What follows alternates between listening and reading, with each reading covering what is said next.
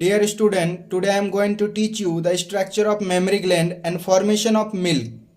तो चलिए स्टूडेंट हम लोग देखते हैं कि मेमोरी ग्लैंड में कौन कौन से स्ट्रक्चर्स होते हैं और कौन सा हार्मोन इन्वॉल्व होते हैं मिल्क सिंथेसिस एंड सिक्रीशन और मिल्क इजेक्शन के लिए। तो सभी को हम लोग डिटेल में देखेंगे बच्चों, ताकि नीट में आने वाले हर एक क्वेश्चन को अच्छी तरीके से आप कवर कर पाओ, राइट। तो फर्स्ट ऑफ ऑल जब मेमोरी ग्लैंड का हम लोग कट सेक्शन लेते हैं तो हमें रिब्स कटती हुई दिखती है बच्चों। तो रिब्स के बीच बीच में कुछ मसल्स भी होती है जिसे हम लोग बोलते हैं इंटरकोस्टल मसल, और इस इंटरकोस्टल मसल्स को हम लोग बोल सकते हैं मसल्स बिटवीन रिब्स, जो आपके एनसीईआरटी में मेंशन है बच्चों, यानी ब्लैक कलर का, और बीच बीच में हमें रिब्स देखने को मिल जाती है। ये सब रिब्स है बच्चों। उसके बाद इससे अंदर की तरफ चलेंगे हम लोग तो हमें और एक मसल्स दिखने को मिलेगी जिसे हम लोग बोलते हैं पेक्टोरलिस मेजर मसल, राइट। इससे अंदर की तरफ चलेंगे बच्चों तो हमें मेमोरी ग्लैंड में स्ट्रक्चर दिखाई देंगे कुछ। पहले हम लोग देखेंगे मेमोरी लोब को, यानी ईच मेमोरी ग्लैंड, प्रत्येक मेमोरी ग्लैंड के अंदर 15 से लेकर 20 मेमोरी लोब होते हैं बच्चों, और इन्हीं मेमोरी लोब के अंदर हमें देखने को मिलती है एल्वोलाई। प्लूरल फॉर्म में हम लोग एल्वोलाई बोलेंगे बच्चों, और सिंगुलर फॉर्म में हम लोग एल्वोलस बोलेंगे, यानी मेमोरी ग्लैंड में प्रेजेंट है तो मेमोरी एल्वोलाई हम लोग बोलेंगे, राइट बच्चों। क्योंकि वैसे भी लंग्स में भी एल्वोलाई होते हैं। अब कहाँ का एल्वोलाई लोगे बच्चों, तो इसीलिए हम लोग यहाँ पे डिफ्रेंशिएट करने के लिए मेमोरी एल्वोलस लिख दिया, राइट, सिंगुलर फॉर्म में। और है तो बहुत सारे एल्वोलाई बच्चों। अब हमें क्या देखना है कि मेमोरी एल्वोलाई जो है यहाँ पे, यानी मेमोरी एल्वोलस जो है वो एक ट्यूब में कनेक्ट होता है बच्चों, यानी एक ट्यूब निकलता है उससे, जिसे हम लोग बोलेंगे मेमोरी टिब्यूल। उसके बाद मेमोरी टिब्यूल, बहुत सारे मेमोरी टिब्यूल आपस में कनेक्ट होकर के एक फिर से सिंगल डक्ट निकलता है बच्चों, जिसे हम लोग बोलेंगे मेमोरी डक्ट, राइट। और यही मेमोरी डक्ट बहुत सारे आपस में मर्ज होकर के क्या बनाते हैं बच्चों, मेमोरी एम्पुला, यानी एम्पुला कह सकते हो बच्चों, और एम्पुला को ही हम लोग लेक्टिफेरस साइनस भी कहते हैं, राइट। और एम्पुला से जो फिर से एक स्ट्रेट डक्ट निकलता है उसे हम लोग बोलेंगे लेक्टिफेरस डक्ट, और लेक्टिफेरस डक्ट से ही हम लोग निप्पल की ओर चलते हैं बच्चों, और यहां से निप्पल से मिल्क का इजेक्शन होगा बच्चों। अब हम लोग देखते हैं कि मेमोरी ग्लैंड के अंदर जो यहाँ पे ब्लैक कलर का दिखता है ये क्या है, ये एक्चुअल में वेरिएबल अमाउंट ऑफ फैट, यानी ये फैट है लेकिन वेरिएबल अमाउंट में है बच्चों। और इस फैट का डिपोजिशन कौन सा हार्मोन ने करवाया, इस फैट का डिपोजिशन जो है बच्चों ये ईस्ट्रोजन हार्मोन ही फैट का डिपोजिशन करवाता है, राइट। उसके बाद देखते हैं कि यहाँ पे जो रेड कलर का आपको यहाँ पे जो मेंशन किया गया है रेड कलर का एक लाइन बच्चों, ये रेड कलर का लाइन क्या है, ये रेड कलर का जो लाइन है ये मायो एपिथेलियम है, और मायो एपिथेलियम पे क्या है, ऑक्सीटोसिन का रिसेप्टर प्रेजेंट है। इसका मतलब जब ऑक्सीटोसिन रिलीज होगा तो मायो एपिथेलियम जो है उस ऑक्सीटोसिन को क्या करेगा, ऑक्सीटोसिन यहाँ पे बाइंड होगा बच्चों, और ऑक्सीटोसिन जाने के बाद यहाँ पे कॉन्ट्रैक्शंस होंगे, क्योंकि ऑक्सीटोसिन मायो एपिथेलियम में कॉन्ट्रैक्शन करवाएंगे, जिससे मिल्क का क्या होंगे बच्चों, सिक्रीशन होंगे यहाँ से, राइट, यानी मिल्क का इजेक्शन भी यहीं से दिखने को मिलेगा धीरे धीरे। तो ऑक्सीटोसिन एक इंपॉर्टेंट रोल प्ले करते हैं मिल्क के इजेक्शन के लिए। तो आगे हम लोग देखेंगे डिटेल में जब हार्मोन के बारे में पढ़ेंगे।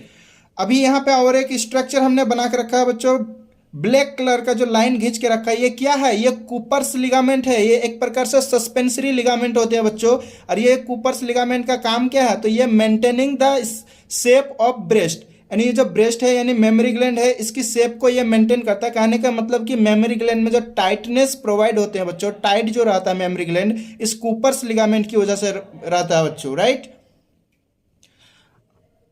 अब यहाँ पे जो निप्पल दिखा है बच्चों, इस निप्पल में क्या है, ये ब्लैक कलर से जिस तरह से बड़ा हो रहा था ये एरिया होते हैं बच्चों, एक्चुअल में इसे हम लोग बोलते हैं एरियोला। ये पूरे एरिया क्या है, एरियोला है, और इस एरियोला में हमें सिबेशियस ग्लैंड देखने को मिलती है।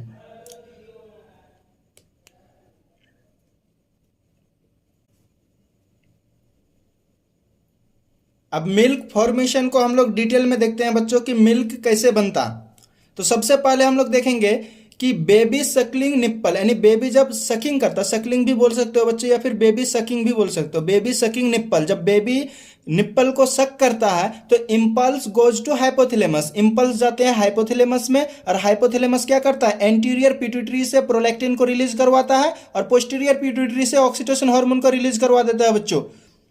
तो PRL प्रोलैक्टिन का शॉर्ट फॉर्म है बच्चों, यानी PRL हार्मोन, प्रोलैक्टिन हार्मोन क्या करवाता है, कॉज करवा देता है हाइपरप्लेजिया इन एल्वोलाई। ये जो छोटे छोटे एल्वोलस होते हैं बच्चों, इन एल्वोलाई के अंदर क्या करवा देता है, हाइपरप्लेजिया करवा देता है। और आपको अच्छी तरीके से पता है हाइपरप्लेजिया क्या होता है। हाइपरप्लेजिया का मतलब होते हैं कि नंबर ऑफ सेल्स इंक्रीज हो जाना और सेल्स की साइज क्या होना, इंक्रीज हो जाना, किसमें, एल्वोलाई में, राइट। तो जब इन एल्वोलाई के अंदर नंबर ऑफ सेल ज्यादा होंगे बच्चों और सेल्स की साइज भी ओवरऑल ज्यादा होंगी, तो क्या हो गया, इस जगह पे ज्यादा सेल्स होने की वजह से मिल्क का सिंथेसिस होते हुए दिखेंगे बच्चों, और मिल्क का सिक्रीशन भी हमें यहीं पे इसके ल्यूमन में हल्का फुल्का सिक्रीशन भी देखने को मिलेगी। लेकिन ओवरऑल जो इजेक्शन होते हैं मिल्क यानी पूरे निप्पल के थ्रू जो बाहर जाते हैं, उसमें प्रोलैक्टिन हार्मोन का कोई रोल नहीं होते हैं बच्चों। उसमें रोल किसका होता है, उसमें होते हैं ऑक्सीटोसिन हार्मोन का रोल। अब हम देखेंगे कि ऑक्सीटोसिन कैसे रोल प्ले करते हैं बच्चों। तो पोस्टीरियर पिट्यूटरी से जो ऑक्सीटोसिन निकला था बच्चों, इसमें पॉजिटिव फीडबैक होने की वजह से ऑक्सीटोसिन हाई लेवल में निकलती है बच्चों। और ये ऑक्सीटोसिन का कंसेंट्रेशन जब हाई हो जाते हैं बच्चों, तो ये क्या करवाता था, कॉन्ट्रैक्शन करवा देते हैं, किसमें, मायोएपिथेलियम में। अब मायोएपिथेलियम कहाँ है बच्चों, देखिए यहाँ पे जो एल्वोलाई से लेकर के पूरा यहाँ पे फैला हुआ है मायोएपिथेलियम बच्चों, यही मायोएपिथेलियम है। इसमें क्या करवाता है, कॉन्ट्रैक्शन करवा देता है।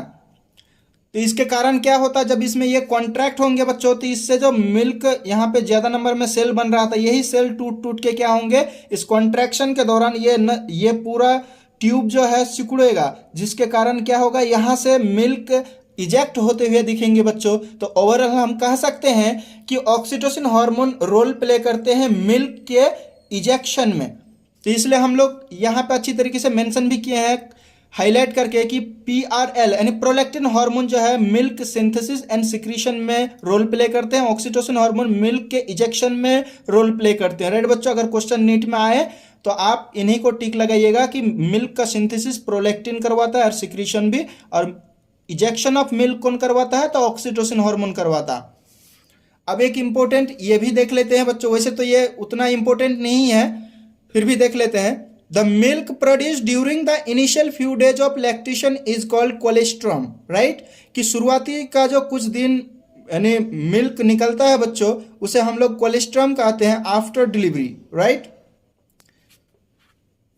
विच कंटेन एंटीबॉडीज, इसी कोलेस्ट्रॉम में कंटेन होते हैं एंटीबॉडीज। बेसिकली हम लोगों को IgA एंटीबॉडीज दिखती है बच्चों, immunoglobulin antibodies, absolutely essential to develop resistance for the newborn babies, right.